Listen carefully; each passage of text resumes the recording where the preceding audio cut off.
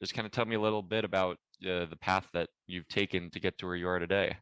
Well, I mean, it started out with a bang. So I was born at 26 weeks, which in 1982, survival rate was usually less than 50%. So I'd like to say that I beat the odds. So I skipped an entire trimester.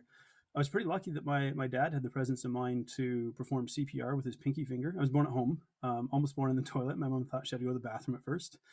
Um, but he did CPR with his pinky finger and then used a syringe to unplug my nose, get my heart beating, and keep me alive until the ambulance got there. And I spent 9 weeks in a neonatal intensive care unit. I don't remember it, but I got really well cared for, and that was kind of the start of it all.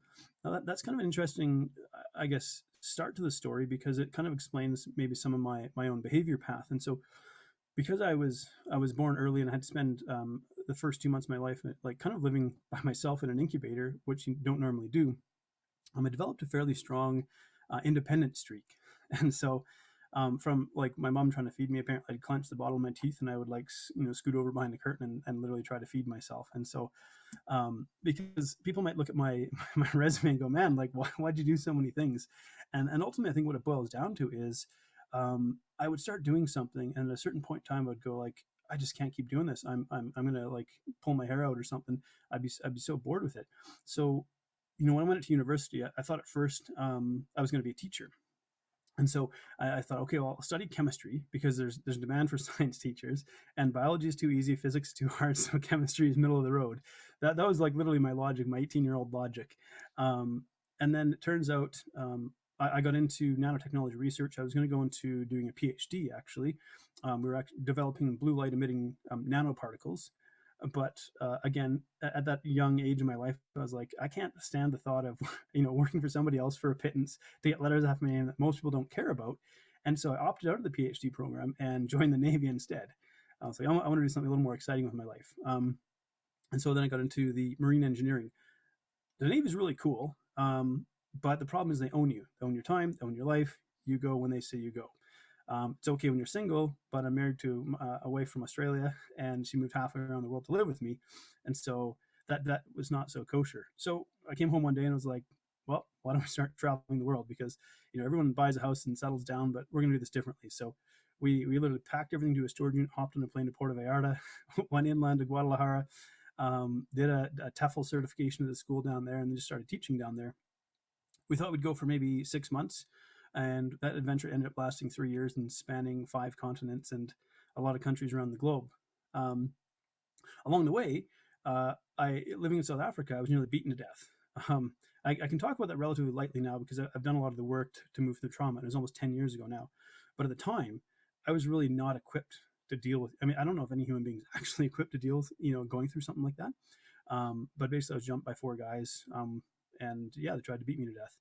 So I was really emotionally unequipped to deal with the fallout from that, everything that happens in your brain, the trauma and all that. And so I coped with my trauma through food. Very often people will turn to say drugs or alcohol to try and cope, but for me, it was just food. So I didn't have the tools to process the emotions, and so I ate and ate and ate.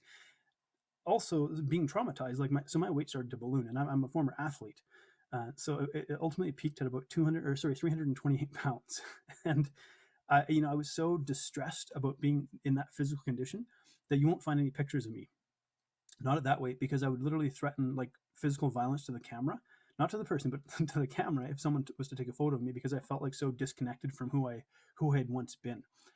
And it wasn't until about 5 years and a lot of us struggling with yo-yo dieting and stuff, and really interesting, what got me diving back into deep into nutrition science and getting experimenting with nootropics and things. I was looking for a lot of answers to weight loss while avoiding the one glaring elephant in the room, and that was my relationship with myself, my relationship with my body, and really my emotional and mental health. So I was trying to do everything except for deal with those things. And it was when a coach asked me this question. He said, if you were to make a list of all the things you love and value, how far down that list do I have to go before I find your name? And I was blown away by that question. And at that point in time, I was like, man, I'm not even on the list. It hadn't occurred to me, especially like as a male. And I skipped over a few details. I used to race motorcycles. I used to power lift and listen to heavy metal and snort pre-workout and stuff like that. Very sort of hyper masculine behavior.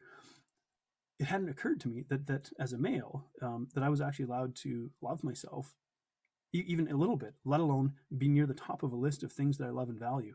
And so that really, there's a lot of resistance to that, but it really opened a door for me to go, holy crap, like I watch my language, like that's something possible. And so there's a lot of processing I kind of had to go through in terms of my relationship with myself, but that's ultimately what led to me being able to lose weight and keep it off.